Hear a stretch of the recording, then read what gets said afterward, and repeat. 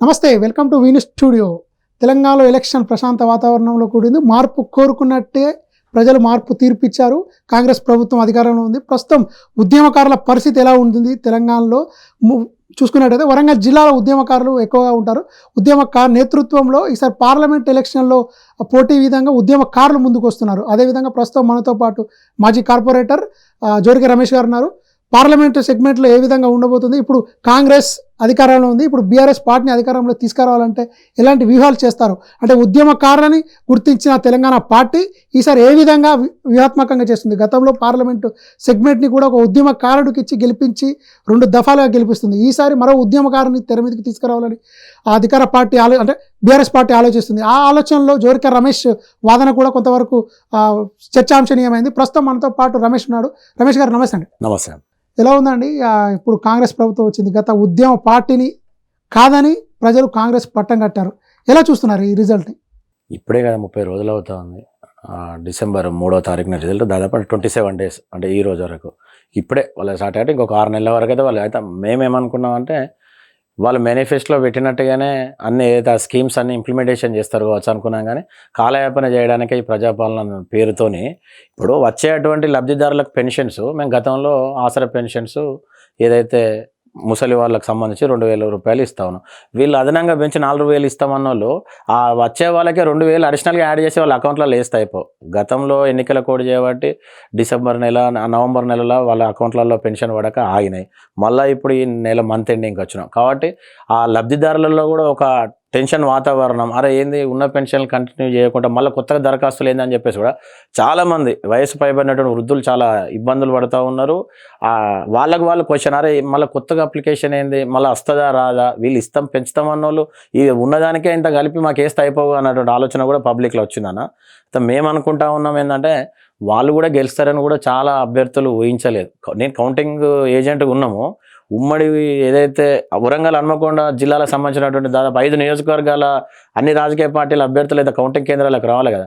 కొన్ని నియోజకవర్గాలకు సంబంధించిన వాళ్ళు ఏదైతే కాంగ్రెస్ పార్టీకి సంబంధించిన అభ్యర్థులు కూడా మేము ఓడిపోతామన్న ఆలోచనతో వాళ్ళు ఇళ్ళకే పరిమితమయ్యారు. ఏదైతే ట్రెండ్ పబ్లిక్ మార్పు కోరారు, వాళ్ళకి ఓట్లు పడుతున్నాయి. ఇప్పుడు చూసుకున్నట్టయితే తెలంగాణ ఒక 60,000 కళ సాకారం చేసిన బీఆర్ఎస్ పార్టీ అంటే టీఆర్ఎస్ పార్టీ తర్వాత గవర్నమెంట్ వచ్చింది. గవర్నమెంట్ వచ్చిన వాదాన్ని ఒక సంవత్సరం ముందు ఉండగానే ముందస్తు ఎలక్షన్లు పోయి మళ్ళీ గవర్నమెంట్ ఇచ్చారు. ఇన్ని పథకాలు ఇచ్చారు. అయినా కూడా ప్రజలు ప్రభుత్వం వ్యతిరేకత కోరుకున్నారా? వ్యక్తిగత ఎమ్మెల్యే మీద వ్యతిరేకతని ప్రభుత్వం మారాలి, ఈ ఎమ్మెల్యే మారాలి అని అనుకున్నారు. వాస్తవానికన్నా ప్రజలంతా కూడా అంటే ఈ 9.5 సంవత్సరాలు ఏదైతే 2014 జూన్ 2 ఏదైతే తెలంగాణ ఫార్మేషన్ నుంచి మొన్నటి ఎన్నికల వరకు కూడా యాక్చువల్గా కేసీఆర్ గారు మేనిఫెస్టోలో పెట్టినటువంటి పథకాలను కూడా కళ్యాణ్ లక్ష్మి లాంటి, మిషన్ భగీరథ లాంటి స్కీమ్స్ అన్నీ కూడా ప్రజలకు కావాల్సినటువంటి స్కీమ్స్ అన్నిటిని కూడా మేనిఫెస్టోలో లెక్కున కూడా ఇవన్నీ ప్రజలకు అవసరం అని చెప్పేసి కూడా చాలా కార్యక్రమాలు చేసిరు. కాకపోతే ఒక 10 ఏళ్ళు బీఆర్ఎస్ ప్రభుత్వాన్ని చూసిరు కనుక వాస్తవానికి వ్యవస్థ మీద పార్టీ మీద వ్యతిరేకత లేదు. ఎమ్మెల్యేలే సుప్రీం అనేసరికి కింది స్థాయిలో ఉన్నటువంటి బీఆర్ఎస్ నాయకత్వం క్యాడర్ అంతా కూడా కొంత నిస్సహాయ స్థితులకు, నిరాశ నిస్పృహలకు కూడా లోనయ్యారు. అయితే అన్ని స్కీమ్స్ కూడా వాస్తవానికి ఏంటంటే ట్రాన్స్పరెంట్గా లబ్ధిదారునికే చేరే విధంగా కేసీఆర్ ఒక గొప్ప పని చేసిండు. గతంలో దళారు వ్యవస్థ ఉండేది. ఒక సర్పంచ్ కావచ్చు, ఒక కౌన్సిలర్ కావచ్చు, లేకపోతే ఒక నాయకుడు కావచ్చు, ఆ పార్టీలకు సంబంధించిన ఒక ఇందిరమ్మ ఇల్లు రావాలంటే ఆ కాంగ్రెస్ పార్టీ నాయకుని ద్వారా పోతే వచ్చే పరిస్థితి ఉండే. కానీ ఈరోజు ఈ 9.5 సంవత్సరాలలో అర్హులైనటువంటి ప్రతి ఒక్క లబ్ధిదారుడు ఆన్లైన్ కేంద్రంగా అప్లికేషన్స్ పెట్టుకున్నారు. కళ్యాణ్ లక్ష్మి ₹1,00,000 వాళ్ళ అకౌంట్లోనే పడేది. ఒక ఎంఆర్ఓ దగ్గర పోవాల్సిన అవసరం లేదు, వాళ్ళ గ్రామ సర్పంచ్ దగ్గర పోవాల్సినటువంటి అవసరం లేదు. దళారు వ్యవస్థ లేకుండా చేసిండు. రూపాయి కూడా అవినీతికి తావు లేకుండా 2,000 రూపాయలు ఒక ముసలమ్మలకు డైరెక్ట్ నెల అకౌంట్లో పడేటువంటి పరిస్థితి ఉండే. అయితే కార్యకర్తలు కొంత నారాజు ఏంటంటే ప్రత్యక్షంగా మాకు కూడా కొన్ని స్కీమ్స్లలో గతంలో తెలుగుదేశం ప్రభుత్వంలో, కాంగ్రెస్ ప్రభుత్వంలో వాళ్ళ పార్టీ కార్యకర్తలకు ఇండ్ల పేరన లేకపోతే జన్మభూమి పేరిట అనేక పథకాలలో కూడా వాళ్ళకి లబ్ధి చేకూరేది. కనీసం మా ప్రభుత్వంలో మనమున్న ఉద్యమకారులు మాకేం చేస్తలేరు అనేటువంటి ఆలోచన కొంత నిస్పృహ ఉండే. ఇది పార్టీ మీద, కేసీఆర్ గారి మీద, అధిష్టానం మీద వ్యతిరేకత కాదు. ఎమ్మెల్యేలే సుప్రీం అనేసరికి స్థానికంగా అక్కడ ఉన్నటువంటి ఏదైతే నాయకత్వం అంతా కూడా మార్పు కోరారు. అక్కడ ఉన్నటువంటి వాళ్ళ నియోజకవర్గాలలో అంటే ఇప్పుడు అంటే బీఆర్ఎస్ ఓటమిలో ప్రధాన కారణము నిరుద్యోగులు ప్రత్యేకంగా చెప్పుకోవడానికి ఉద్యమకారులకు అన్యాయం చేసిన పార్టీ అనే కుటుంబాలు ఉన్నాయి. అంటే మీరు ఒక ఉద్యమకారులు, అంటే మీకు ఉద్యమకారుల స్థానంలో పార్టీని, తెలంగాణ ఇచ్చిన పార్టీని కోల్పోతే ఎలా ఉంటుంది? తెలంగాణ ఇచ్చిన పార్టీని తీసుకొస్తే ఎలా ఉంటుంది? ఉద్యమకారులు దీన్ని ఎట్లా చూస్తారండి? వాస్తవానికి కేసీఆర్ గారిని అంటే బీఆర్ఎస్ పార్టీని ఈ ప్రజలు అంటే ఓడగొట్టడం అనేది ప్రజలు కూడా రియలైజ్ అవుతా ఉన్నారు, కొంత బాధపడుతూ ఉన్నారు. ఈ 30 రోజుల కాలంలోనే అరే అనవసరంగా కేసీఆర్ గారిని లాజ్ చేసుకున్నామని చెప్పి పబ్లిక్లో కూడా కొంత మేరకు వచ్చింది. ఎందుకు వచ్చిందంటే ఉద్యమ పార్టీ నుంచి రాజకీయ పార్టీకి రూపాంతరం చెంది తెలంగాణ రాష్ట్రాన్ని సాధించిన తర్వాత అనేకమైనటువంటి పథకాలను ప్రజలకు అందించినటువంటి తరుణంలో ఎమ్మెల్యేలు అక్కడక్కడ ఉన్నటువంటి నాయకత్వంలో ఏదైతే వాళ్ళు చేసేటువంటి కార్యక్రమాల్లో కార్యకర్తలు కావచ్చు ప్రజలు విసుగు చెందినప్పుడు అక్కడ ఆల్టర్నేట్ ఇంకొక రాజకీయ పార్టీకి సంబంధించినటువంటి అభ్యర్థిని కోరుకున్నారు తప్ప కేసీఆర్ గారి పైన టీఆర్ఎస్ బీఆర్ఎస్ పైన వ్యతిరేకత కాదు. కాకపోతే ఏంటంటే రాజకీయాల్లో అంటే ప్రజలు కూడా సర్వేలలో ఇచ్చారు, ఈ అభ్యర్థిని మార్చండి అని కూడా వివిధ సర్వేలు వచ్చాయి. అది కేసీఆర్ దగ్గర ఉంది, ఇంకా వివిధ సర్వే ఏజెన్సీలు కూడా చెప్పాయి. అయినా కూడా మొండిగా కేసీఆర్ సిట్టింగ్లకు స్థానం ఇవ్వడానికి ఒక కారణం ఏంటంటే అంటే 10 ఏళ్ళుగా వాళ్ళు పబ్లిక్లో ఉన్నారు, పబ్లిక్లో ఉండి ప్రభుత్వ పథకాలను అమలు చేస్తూ ఉన్నారు, రాజకీయంగా పార్టీని పట్టుకొని ఉన్నారు కనుక వాళ్ళకే ఇస్తే కనుక ఎందుకంటే మళ్ళీ మెరుగ్గా మెజార్టీతో గెలుస్తారని చెప్పేసి అనుకున్నాం. మీరు అన్నట్టుగా అంటే వాళ్ళకి ఇచ్చడం వల్ల మీలాంటి ఉద్యమకారులు కానీ ఇంకా సహచర ఆశిస్తున్న నేతలు సీనియర్ నేతలు కూడా ఉన్నారు, వాళ్ళని కాదని ఇచ్చినాడు వాళ్ళ వ్యతిరేకతనే ఇప్పుడు ఓటమికి కారణం అంటే ఏమంటారు? 100% అంతే. ఈ అభ్యర్థుల మీద ఉన్నటువంటి వ్యతిరేకతనే కొంత మేరకు మేము ఓటమి కారణమైంది. మేము కూడా కొన్ని నియోజకవర్గాలు మారుస్తారేమో 2018లో అందరికీ ఇచ్చినట్టుగా కాకుండా ఈసారి ఒక 30-40 సీట్లు మార్చి కొత్త వాళ్ళకు ఉద్యమకారులకు కావచ్చు లేకపోతే పార్టీని పట్టుకొని పనిచేసినటువంటి సీనియర్ లీడర్లకు ఏదైతే స్థానికులకే ఈసారి కొంతమంది టికెట్లు మారుస్తారనే ఆశాభావాన్ని వ్యక్తం చేసుకుని అనుకున్నాం, కానీ అట్లా చేయలేదు. కాకపోతే అక్కడ గ్రౌండ్లో ఉన్నటువంటి పరిస్థితి అన్న ఈసారి ఏంటంటే గత ఎన్నికలకు ఈ ఎన్నికలకు చాలా తేడా ఉంది. గత ఎన్నికలలో అక్కడ నాయకుడు కరెక్ట్ ఉన్నాడా లేడా అని చెప్పేసి మనం అనుకునేది, కానీ ఇక్కడ సైలెంట్ ఓటింగ్ కూడా కొంత మేరకు జరిగింది. ఆ సైలెంట్ ఓటింగ్ ప్రభావితం కూడా సైలెంట్ ఓటింగ్ దేనికి వ్యతిరేకత అండి? దేనికి సంకేతాలకు ఆ సైలెంట్ ఓటింగ్? అంటే నాకు టికెట్ రాదు నీవు అంటే కోవట్ రాజకీయాలు చేద్దామనే ఉద్దేశంతో అంటే ఇన్ని రోజులు అంటే మీరు బీఆర్ఎస్ నేతలు అనేది కాంగ్రెస్లో కోవట్లు ఉన్నారు. ఇప్పుడు ఆ కోవట్లు అంతా బీఆర్ఎస్లో ఉన్నారంటారా? అలా ఏం లేదన్న, 10 ఏళ్ళు చూసిర్రు, ఇంకొకసారి వాళ్ళకి అవకాశం ఇద్దాం. తెలంగాణ ఇచ్చిన పార్టీ సోనియమ్మ కాంగ్రెస్ అని చెప్పేసి వీళ్ళు ఉపన్యాసాలు కావచ్చు పాటల ద్వారా కావచ్చు. అయితే విషయాన్ని ఏంటంటే ఒక లేనిపోయినటువంటి భ్రమను కూడా పబ్లిక్లో కలిగించారు. ఎందుకు కలిగించారంటే సోషల్ మీడియా ద్వారా కావచ్చు, వాళ్ళ కళాకారుల ద్వారా కావచ్చు, వాళ్ళ రాజకీయ నాయకుల ద్వారా కూడా పబ్లిక్లోకి వెళ్ళి మేము అది చేస్తాం ఇది చేస్తామని చెప్పేసి వాళ్ళను కొంత ఏదైతే ఉందంటే మార్పు కోరాలని చెప్పేసి పబ్లిక్ అనుకున్నారు. ఎట్ ద సేమ్ టైం ఏంటంటే అంటే మార్పు అంటే ఇప్పుడు మీరు బీఆర్ఎస్ ఇచ్చిన పథకాలనే వాళ్ళు కాపీ పేస్ట్ లేకంటే కొంతవరకు వాళ్ళ పథకాలు సేమ్ ఉన్నాయి ఈక్వల్గా. అంటే కేసీఆర్ ఇచ్చిన పథకాలు కాదు అని, అంటే కేసీఆర్ చేసిన పథకాలు దళిత బంధువు కానీ ఇంకా వివిధ బంధువులు కానీ అది కాదని కొత్తగా వచ్చే పథకాలు ఏం లేవు. అంటే ఒక ఫ్రీ బస్ అటు దా పథకాలకి ఆకర్షిస్తున్నాయారా లేకుంటే పూర్తిగా బీఆర్ఎస్ పార్టీ లేకుండా చేద్దామని కాంగ్రెస్ నుంచి చేసుకున్నారు? అట్లేం లేదన్న, వాస్తవానికి కూడా కేసీఆర్ ఏదైతే చేసినటువంటి ఈ స్కీమ్స్ అన్నిటి కూడా వీళ్ళు కాపీ పేస్ట్ లాగా కాపీ కొట్టారు. మేము ఇచ్చినటువంటి వాళ్ళు 200 రూపాయలు ఇచ్చేది 2014 కంటే ముందు పెన్షన్ అటువంటిది దాన్ని విడుదల వారికి 2000 రూపాయల వరకు, ఒంటరి మహిళలకు తర్వాత వితంతులకు 3000 రూపాయలు, వికలాంగులకు 2000 నుంచి 4000 వరకు చేసాను. వీళ్ళు కూడా కొత్తగా తీసుకొచ్చినటువంటి స్కీమ్స్ కూడా ఏం లేవు. కాకపోతే ఏంటంటే పబ్లిక్లో ఒక అయోమయం తీసుకురావడానికి ఇలాగైనా వాళ్ళు అధికారం చేజించుకోవాలనేటువంటి లేనిపోని మాటలు మేము అది చేస్తాం ఇది చేస్తామని చెప్పేసి కూడా లేనిపోయినటువంటి కల్పిత భ్రమలను కూడా పబ్లిక్లో వాళ్ళు క్రియేట్ చేసిర్రు. ఎందుకు క్రియేట్ చేసిరంటే నిరుద్యోగం సంబంధించి ఇంత మీరు అన్నారు.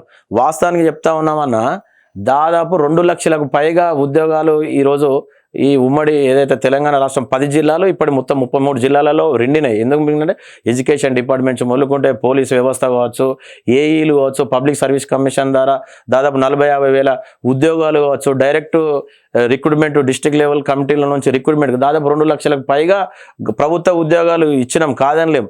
At the same time IT sector private sector industry సంబంధించిన దాదాపు 15 లక్షల వరకు కూడా ప్రైవేట్ సెక్టర్లో కూడా ఈ ప్రాంతంలో ఉన్నటువంటి నిరుద్యోగులకు ఉద్యోగాలు వచ్చినాయి.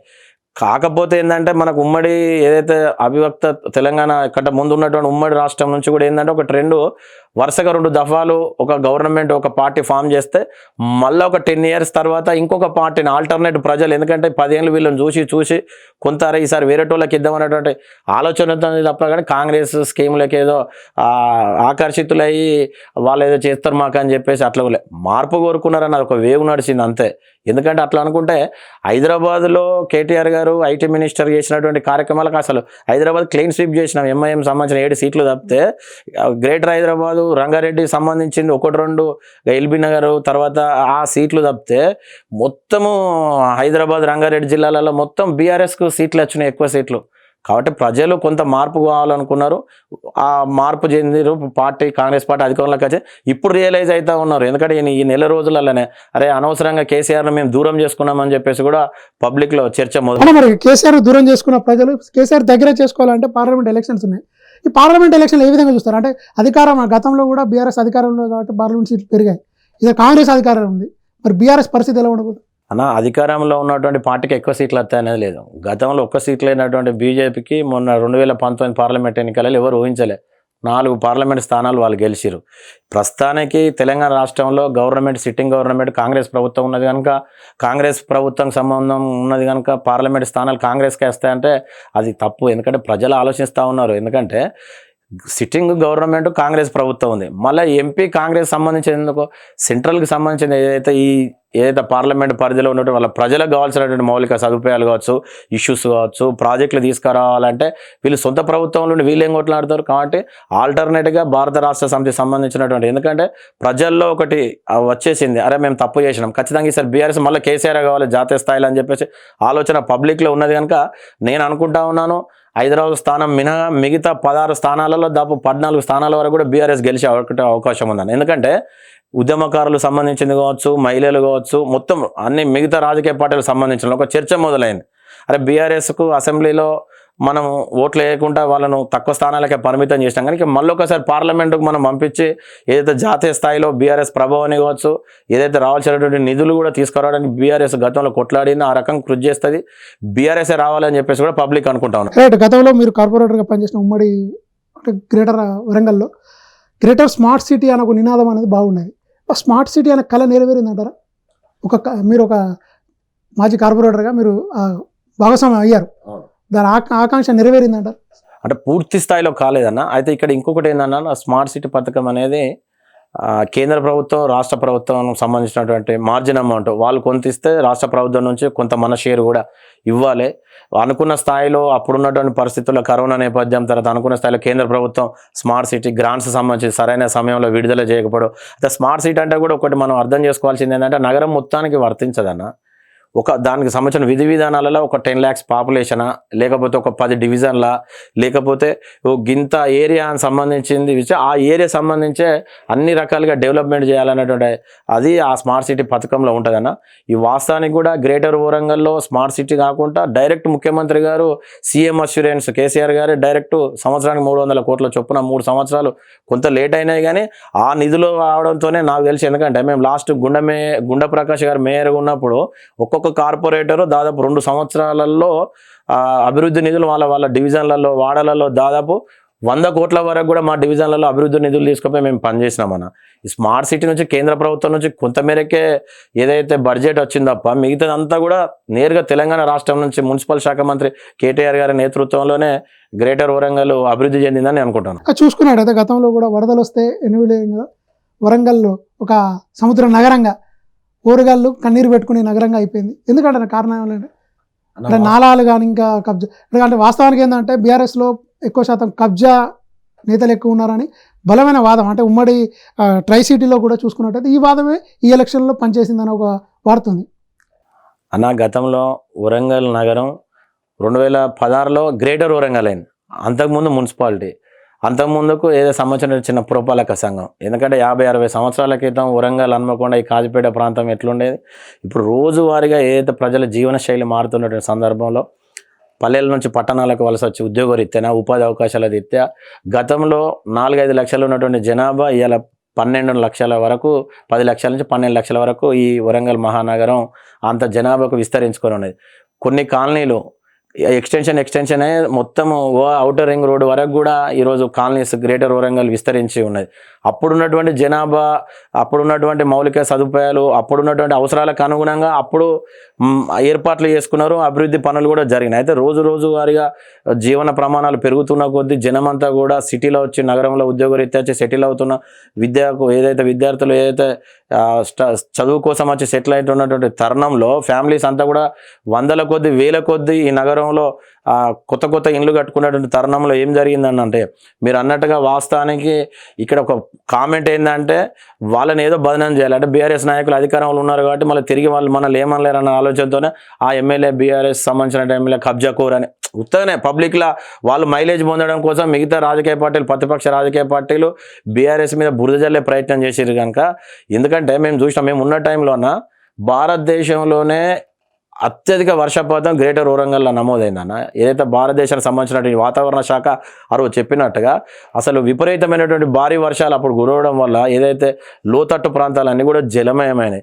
చాలామంది పార్టీ ఏదైతే మా ఎమ్మెల్యేలకి సంబంధించిన రియల్టర్లు ఏదైతే ఈ బిల్డర్లు అంతా కూడా విలీన గ్రామాలు ఏదైతే గ్రేటర్ వరంగల్ నగరం చుట్టూ ఉన్నటువంటి 42 విలీన గ్రామాలలో చెరువులను కావచ్చు, కుంటలను కావచ్చు, వాళ్ళ వ్యాపార అభివృద్ధి కోసం పూడ్చుకొని ఏదైతే నీళ్లుండే కాడ చెరువులలో ఇండ్లు కట్టించి బిల్డర్లంతా కూడా ఇల్లు అమ్మకాలు చేపట్టినాక జనరల్గా ఒకప్పుడు ఈ నగరం చుట్టూ కూడా పచ్చని పొలాలు మేము పుట్టకంట ముందు కూడా చాలామంది చెప్పేది ఈ ప్రాంతం అంతా కూడా పొలాలు ఉండేదని చెప్పేసి. పొలాలు ఉండే కాడ వ్యవసాయం కొనసాగే కాడ ఇండ్లు కట్టుకొని ఉంటే ఖచ్చితంగా నీళ్లు వర్షం పడ్డప్పుడు ఎక్కడికైతే ఏ చెరువులకైతే రావాలో ఏ కుంటలకైతే రావాలో అక్కడ ఆల్టర్నేట్ ఏమైపోయిందంటే అక్కడ భూమి చదును చేయడం, కుంటలను పూడ్చడం, ఇండ్లు కట్టుకోవడంతో ఆ వరద నీళ్ళు ఎటు వాళ్ళో తెలియక ఇండ్ల మధ్యలోనే ఉండి అట్లా జలమయమైన.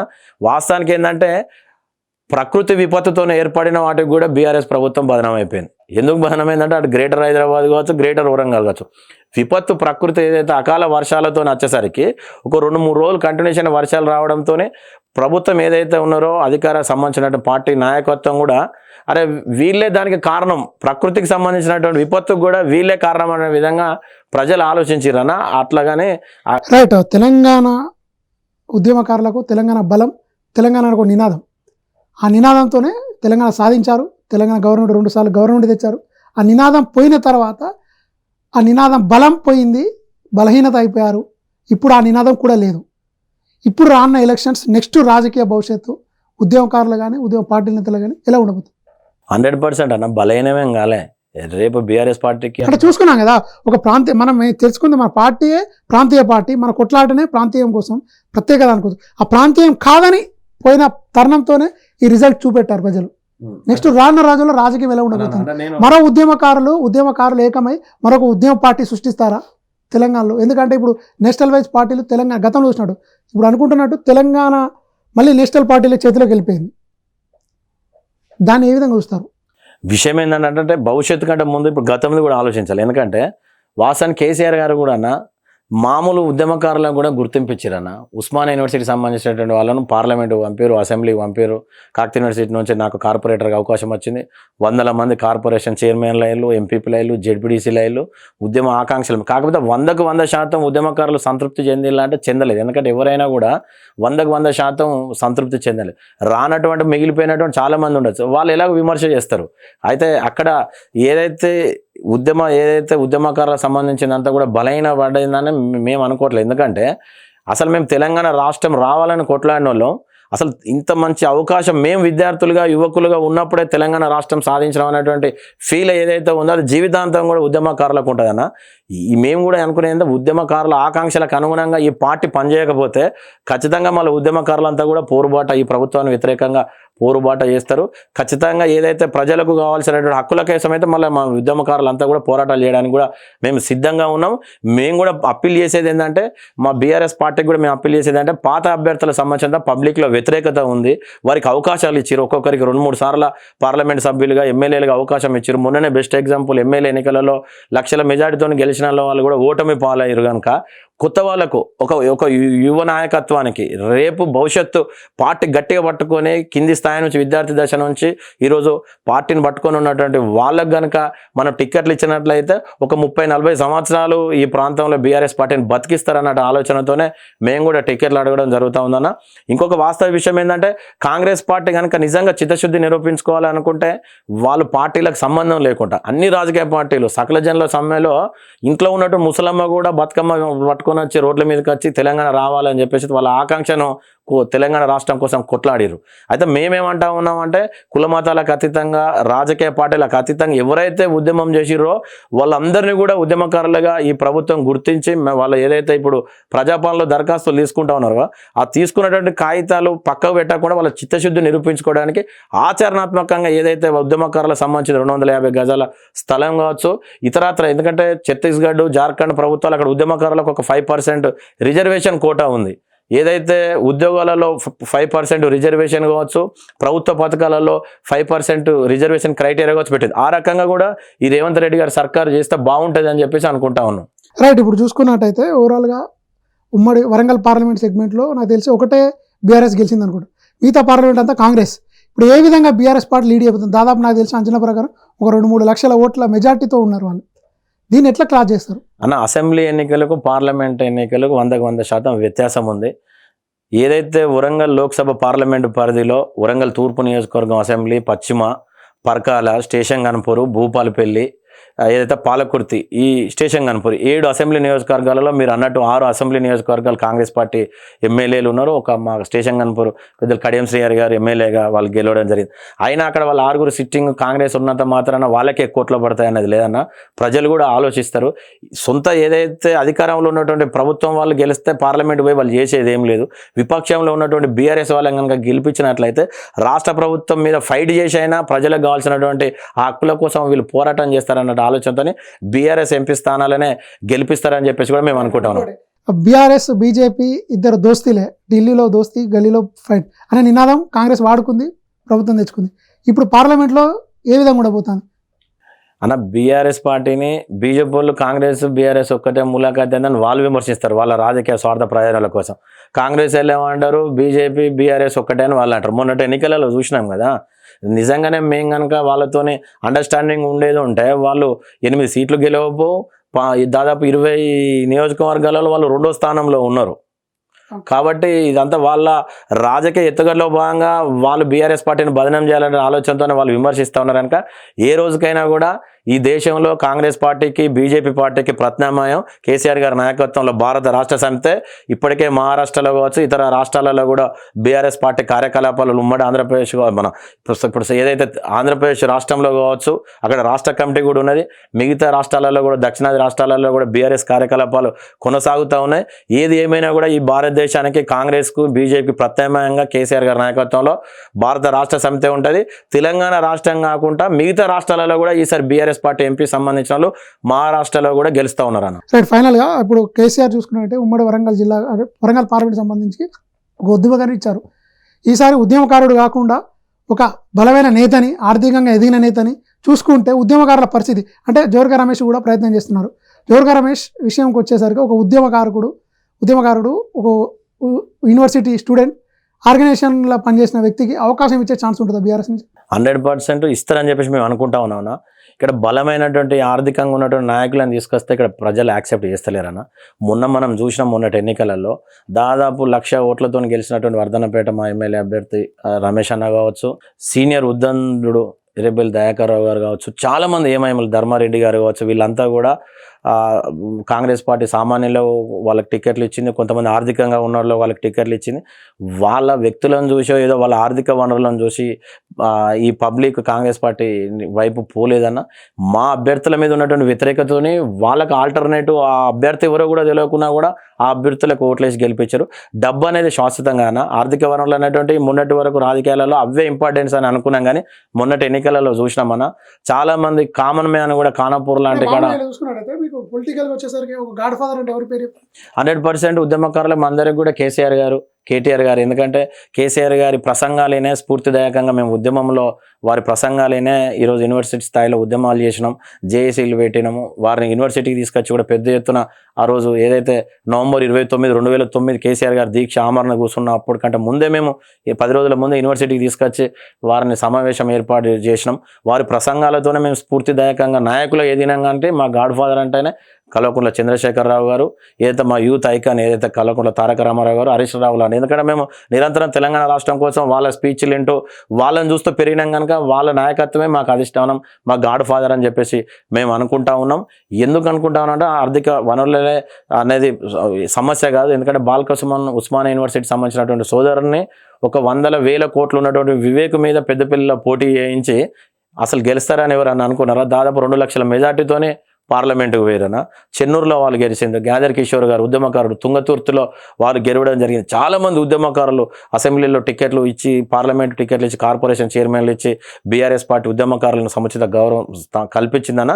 ఈసారి కూడా మేము అనుకుంటామన్నా అంటే మా అప్పీల్ కూడా మీ ద్వారా కూడా పార్టీకి, మా బీఆర్ఎస్ పార్టీకి ముఖ్య నాయకత్వానికి కూడా ఆర్థిక వనరులు ఉన్నటువంటి నాయకునిగా, లేకపోతే 2-3 సార్ల ఎమ్మెల్యేలుగా ఎంపీగా అవకాశం వచ్చిన నాయకత్వాన్ని మార్చి ఒక కొత్త నూతన నాయకత్వాన్ని, యువ నాయకత్వానికే మీరు ఎంపీ టికెట్ వరంగల్ పార్లమెంట్ ఇస్తారని చెప్పేసి కూడా మేము ఆశిస్తా ఉన్నాం. ఎందుకంటే డబ్బులు ఉన్నటువంటి వ్యక్తి ఇక్కడ డబ్బులను ప్రధానంగా పబ్లిక్ చూస్తలేరు, ఆ వ్యక్తి గుణగుణాలను చేస్తారు. రేపు వరంగల్ పార్లమెంట్ పరిధిలో ఈ 7 అసెంబ్లీ నియోజకవర్గాల పరిధిలో ఉన్నటువంటి ఈ దాదాపు 15 లక్షల జనం ఉన్నటువంటి ఈ పార్లమెంటు నియోజకవర్గం సంబంధించినటువంటి మౌలిక సదుపాయాలు, ప్రజలు ఎదుర్కొన్నటువంటి సమస్యలు, పునర్విభజన చట్టంలో ఏదైతే తెలంగాణ రాష్ట్రం ఏర్పడినప్పుడు ఈ ఉమ్మడి వరంగల్ జిల్లాకు రావాల్సినటువంటి కాజీపేట కోచ్ ఫ్యాక్టరీ కావచ్చు, బయ్యారం ఉక్కు ఫ్యాక్టరీ కావచ్చు, పేరుకే పార్లమెంట్లో ట్రైబల్ యూనివర్సిటీని బిల్లు పాస్ చేసి ఇప్పటి వరకు కూడా అక్కడ కార్యక్రమాలు ప్రారంభిస్తలేరు. ఈ వరంగల్కు రావాల్సినటువంటి వాటా కేంద్రం నుంచి ఏమైతే రావాలో హక్కుల కోసం ఫైట్ చేసేటువంటి సత్తా యువకునిగా నాకు ఉందని చెప్పేసి నేను భావిస్తా ఉన్నాను.